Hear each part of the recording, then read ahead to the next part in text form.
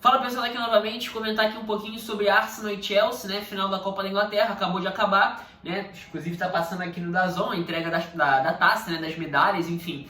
O Arsenal é campeão da Copa da Inglaterra, primeiro título do Arteta como treinador, né? Primeiro título após 6 meses, né? Depois de 6 meses já é campeão. O Arsenal novamente bate o Chelsea numa final de Copa da Inglaterra, já tinha sido assim na temporada 16-17, né? Com Wenger e Antônio Conte. Inclusive na temporada em que o Chelsea foi campeão da Premier League, né, com Conte. E na temporada passada o Chelsea tinha batido o Arsenal em outra final também, na final da temporada, né, que foi a final da Europa League, com 2 técnicos diferentes, né, Maurício Sarri pelo Chelsea, o Unai Emery pelo Arsenal, e hoje novamente se enfrentaram numa final, né, e o Arsenal novamente bateu o Chelsea nessa final da Copa da Inglaterra. Vou comentar um pouquinho sobre esse jogo, né, jogo bem interessante, inclusive, na minha opinião, talvez em termos de representatividade da partida e nível de exigência do jogo, afinal de contas é uma final contra um adversário forte. Inclusive, talvez tenha sido a grande atuação do Arteta como técnico. Talvez até mais que o jogo contra o Manchester City, porque foi um pouco mais legal de ver o Arsenal jogar hoje. Eu quero comentar aqui um pouquinho sobre isso, tá? Antes de começar o assunto, se inscreve no canal, dá o like, né, para você fazer com que o vídeo chegue a mais pessoas aí no YouTube, pessoal que vai pesquisar as palavras-chave, faz com que o vídeo seja mais facilmente posto em alta no YouTube, digamos assim. Aperta o sininho, né? Clica no sininho para você receber as notificações quando eu postar vídeo. Siga o Twitter do canal, @PL maiúsculo mundo, M da palavra mundo maiúsculo também, e tudo junto, @PL mundo, PL e N maiúsculo e o resto minúsculo, né? O mundo, digamos assim, da palavra mundo. Vai ficar aí o link na descrição, né?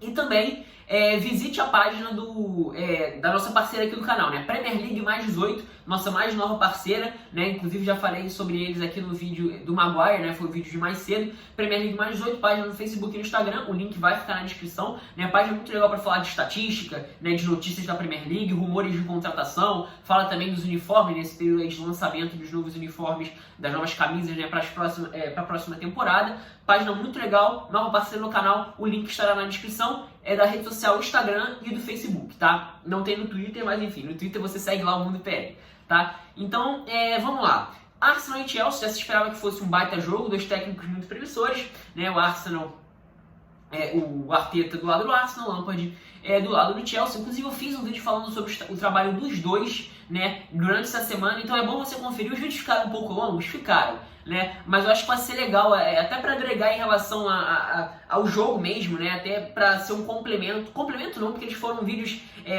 digamos assim, principais, né, falando sobre o trabalho como um todo, mas um complemento a esse vídeo específico. Tá? Ficou um pouco longo, mas eu acho que vale a pena, vai ficar na descrição todos os links relacionados ao que eu vou falar aqui, né? Então já se esperava que fosse ser um bom jogo. Os 2 técnicos entraram com formações normais, né? O Arteta, mais do que a gente pôde ver nesse período de pós-pandemia, se consolidando como uma formação principal, né? O 3-4-3, digamos assim, aliás, 5-4-1, na verdade no momento sem bola, né? Porque no momento com bola o time sai numa linha de 4, e o Chelsea com a mesma formação do jogo contra o Wolverhampton, né? O Lampard em alguns momentos faz isso, né? Quando tem uma boa atuação, o jogo contra o Wolverhampton foi até um jogo bem seguro, principalmente no segundo tempo, no time conseguiu administrar bem o resultado, sem sofrer praticamente nada. E o Lampard tem muitos esses aspectos, né? Faz um bom jogo e repete a formação para o jogo seguinte, né? O Lampard fez isso em alguns momentos, né? Talvez até podendo ser uma questão de treinamento de uma forma de jogar, de uma formação para um jogo mais importante, né? Geralmente ele fazia isso no final de semana e testava para o jogo do meio de semana seguinte. Geralmente em jogos de Champions ele fez isso, né? E hoje não foi diferente, porque o jogo também era importante, jogo de Copa, né? Não estou falando que ele fez isso porque o jogo era importante, mas enfim, estou supondo aqui. E no esquema de 3 zagueiros do Chelsea, né? 3-4... Não 3-4-3, era mais um 3-4-2-1, né? Porque Mason Mount e Pulisic, teoricamente, eram esses dois jogadores mais abertos da última linha de 3, só que eles atacavam muito mais por dentro. Então é, na verdade, um 3-4-2-1, né? Seriam os meia atacantes pela direita e meia atacante pela esquerda, não exatamente os pontas, né? É só uma questão de nomenclatura para dizer em relação à forma como os jogadores vão atacar, né? Não é preciso ficar se apegando muito a isso, não. É só para uma questão de nomenclatura mesmo. Era muito mais um 3-4-2-1, né? E assim, os primeiros 15 minutos do Chelsea foram muito bons, né? Principalmente pautado por Kovacic e Jorginho, né? eles têm muita qualidade para saída de bola, né? Tanto o Kovacic quanto o Jorginho muito mais na questão do passe vertical, os lançamentos de bola, os passes em profundidade, e o Kovacic muito mais na questão da condução de bola mesmo, né? Fazendo essa transição defesa e ataque, os dois têm muita facilidade. O Chelsea, quando tem esses dois jogando juntos, pelo menos no momento com bola, a facilidade com que a transição é feita à frente é bem impressionante, né? Como eu falei, o Jorginho mais com passes e o Kovacic mais carregando, conduzindo a bola mesmo à frente. Os zagueiros participavam um pouco do momento de saída de bola, né? Os dois meio-campistas eram mais ativos.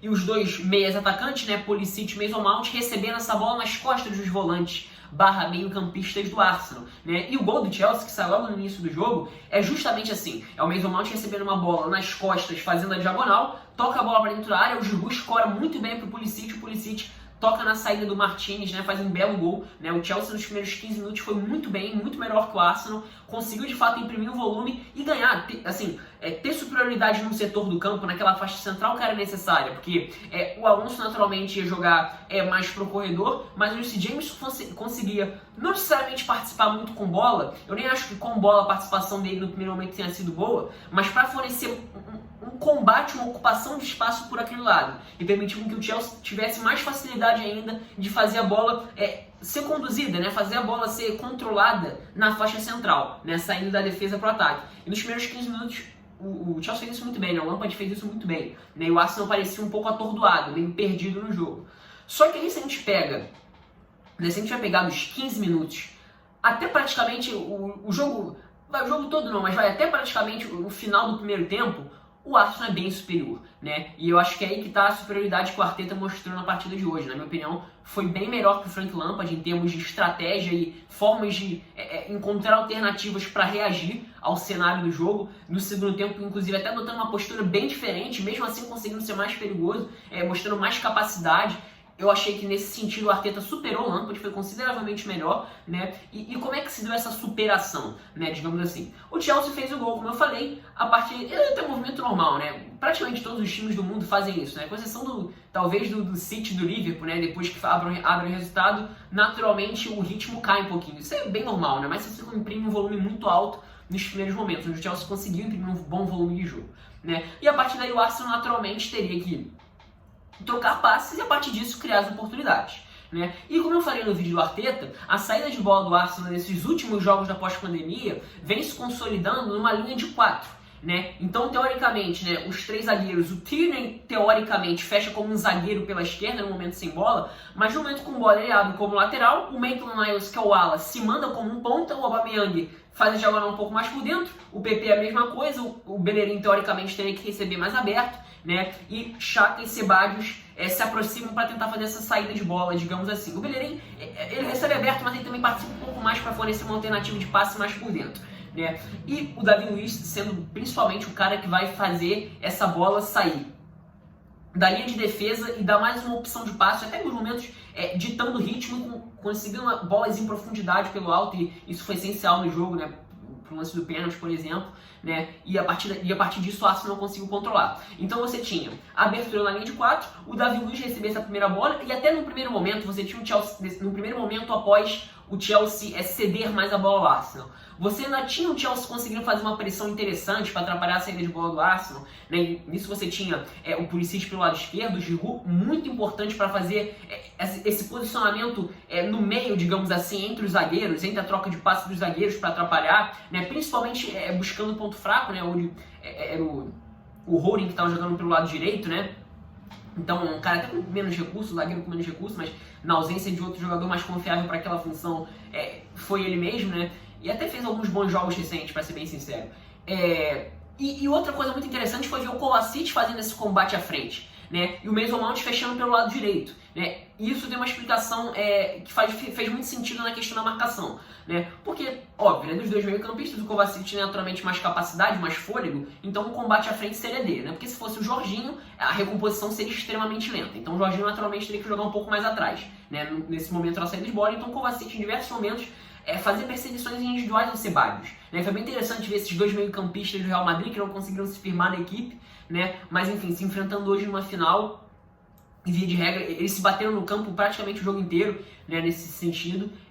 Os dois fizeram atuações muito boas, né? Apesar do Kovacic ter saído expulso. né? E, enfim, se essa bola não conseguia sair por dentro com o Ceballos, quando ele era incomodado pelo Kovacic, em alguns lances ele conseguiu fazer essa bola sair, em outros não, o Arsenal tinha mais outras duas oportunidades para fazer a bola sair jogando, né? A primeira eram as jogadas de lado, com o Tierney buscando as projeções do Maitland-Niles como ponto. Fez mais uma boa atuação o Maitland-Niles, já tinha jogado muito bem contra o City e nos jogos, nesses jogos recentes também do campeonato inglês, nesses últimos jogos, né? Ele fornecendo as jogadas de velocidade e nisso ele bateu o Reece James em alguns lances importantes. O Maitland-Niles conseguiu algumas boas descidas no período ali entre os... o período assim, do segundo tempo inteiro, mas mais concentrado ali entre os 15 e os 30 minutos do primeiro tempo.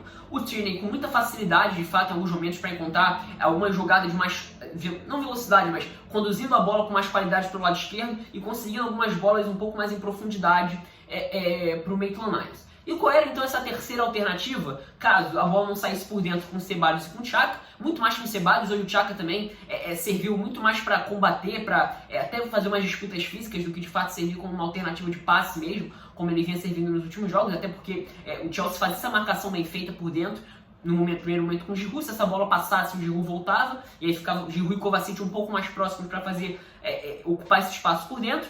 E se ela não passasse por esse lado esquerdo com o Maitland-Niles buscando essas projeções como ponta e com o Tierney saindo por aquele lado, você tinha mais uma alternativa, que era um dos trunfos do Arsenal, e um trunfo que funcionou muito bem também, que eram as bolas longas do David Luiz. O David Luiz, nesse período, até o lance do gol e um pouquinho depois, ele conseguiu, eu contei umas 5 bolas em profundidade para o Aubameyang, onde todas o Aubameyang matava a bola, dominava, né, e conseguia sair em velocidade para tentar alguma jogada. Em alguns momentos, sim, o Azpilicueta conseguiu parar ele, depois o Azpilicueta até saiu machucado e entrou o Christensen, mas mostrava a facilidade com que o Arsenal, nesses momentos, conseguia rapidamente ter a bola num setor perigoso para o Chelsea, que era o setor mais à frente, né? E o PP recebeu algumas dessas bolas, mas o PP recebe geralmente uma bola vindo mais forte, em profundidade rasteira, né? Porque o Bellerin participou pouco do jogo, né? Ele fornecia muito mais uma ocupação um pouco pelo lado direito para fornecer volume por aquele lado, né? Muito mais do que fazer jogadas de corredor. Ele praticamente não fez isso com o Arteta, jogada de corredor mesmo,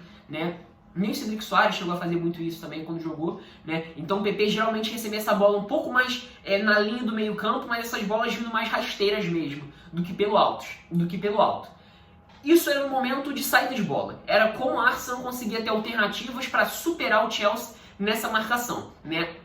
E como é que se desenvolveu as jogadas a partir disso? Bom, se pelo lado esquerdo a bola passasse com o Tierney ou o Maitland-Niles, eram jogadas de lado, né? Se ela chegasse pelo alto com o Aubameyang, eram jogadas de bolas pelo alto mesmo. O Aubameyang recebia geralmente em boa condição. Em alguns momentos isso foi atrapalhado pela Azpilicueta principalmente, né? Em boas recuperações ou o Reece James eventualmente. Ou essa bola saía mais por dentro, com o Lacazette tentando se aproximar para fazer o pivô. O Lacazette estava muito bem vigiado, né? Tiveram algumas perseguições em cima dele, então teve um pouco mais de dificuldade de ser produtivo com bola, mas tentou praticamente o jogo inteiro, né? Até ser substituído.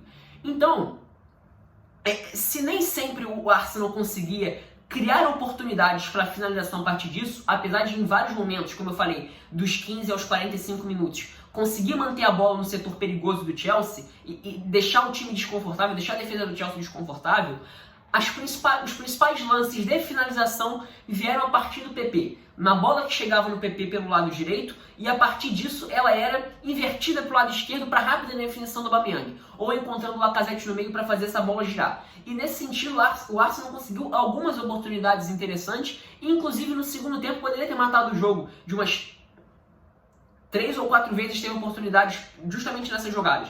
Recebendo com o PP pro lado direito, uma referência de bloco por dentro, conseguir uma jogada diagonal e fazer inversão pro outro lado, geralmente para definições ou do Aubameyang ou para projeção em velocidade do Maitland-Niles para aquele lado. E dessa forma o Arsenal supera o Chelsea. O Arsenal consegue, no primeiro momento, escapar da saída de bola, se não de todas as formas conseguir criar oportunidades, e sim, em alguns momentos, manter a bola no campo ofensivo do Chelsea.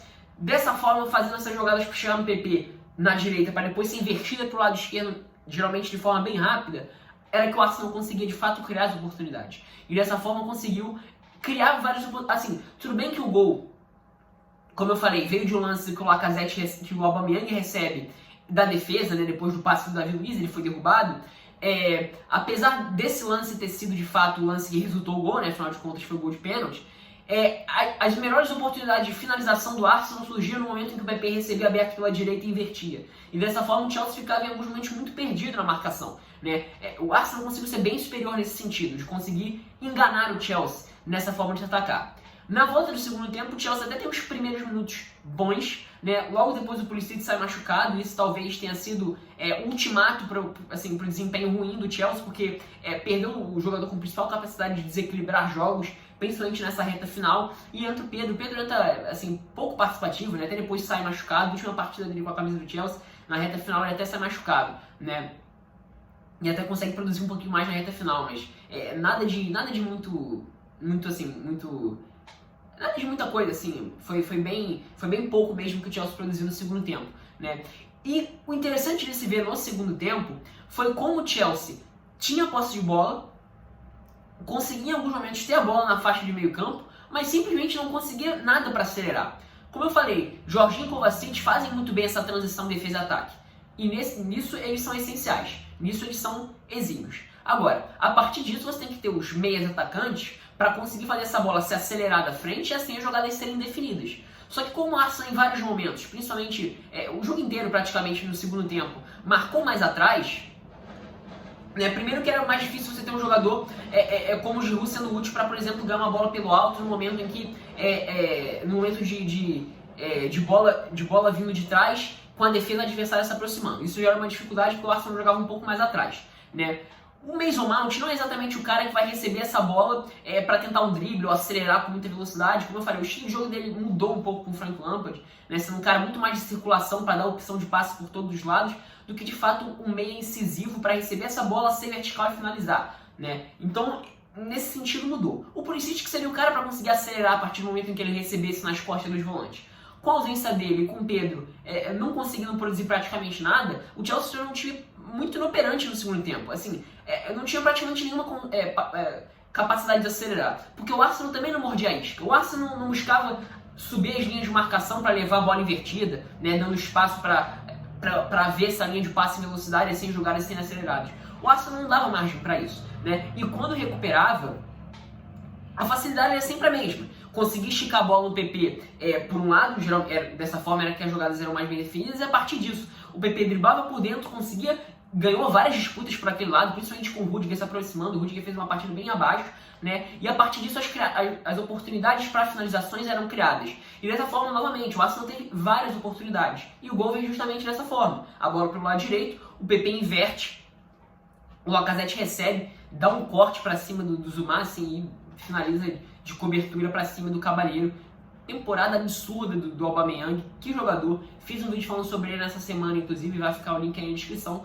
E depois disso, assim, né, até já comentei um pouquinho, praticamente, sobre o que foi o segundo tempo, né, o lance do gol saiu um pouco antes da metade, e, enfim, mais pra metade do jogo, na verdade, e, enfim, foi bem superior o Arsenal nesse sentido, em questão de estratégia, né, e o Chelsea foi bem inoperante, assim, nos minutos finais, né, nos minutos finais não, né, assim como eu falei, no segundo tempo como um todo, foi uma partida bem desanimadora nesse sentido. Mas, enfim, tá aí, essa aqui foi a minha análise, minha opinião, a forma como eu olhei o jogo. Sinta-se livre para concordar ou para discordar nos comentários. Arteta, na minha opinião, foi bem superior ao Lampard na partida de hoje, uma atuação fraca do Chelsea, né? Tudo bem que teve a questão do Pulisic, o Azpilicueta saiu machucado também, depois teve a expulsão do Kovacic, mas nesse sentido o Arsenal já estava ganhando, né? Então, até tiveram algumas alterações, né? Tá no Barkley, então o Hudson-Odoi, mas assim, não surtiram efeito praticamente nenhum os dois. Nada de muito prático. Entrou o Abraham também no lugar do Giroud e nada, não conseguiu também produzir nada de diferente, para ser bem sincero. E o Arsenal controlou muito bem o jogo. Assim, como eu falei, nível de estratégia, acho que o Arteta foi muito superior ao Lampard.